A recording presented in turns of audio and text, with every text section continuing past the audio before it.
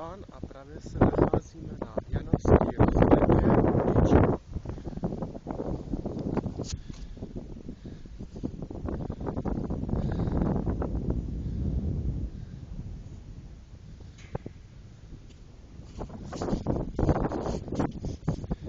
Výhled je trošku mizerný.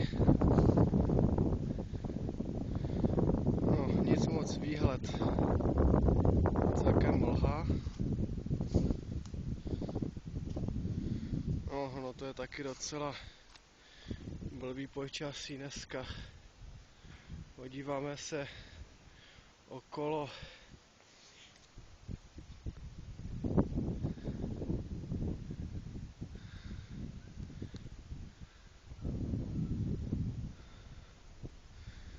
Je tak akorát výhled pro klaustrofobiky tohle. Já už z toho ani pomalu nemůžu mluvit, protože je strašná zima. Rukavice jsem si nevzal. No, příjemný. 40 metrů, no to sice není moc, ale ta konstrukce tady nahoře, ona jak zafouká vítr, tak se to docela hýbe. No, schodiště, no, mohlo být lepší, no.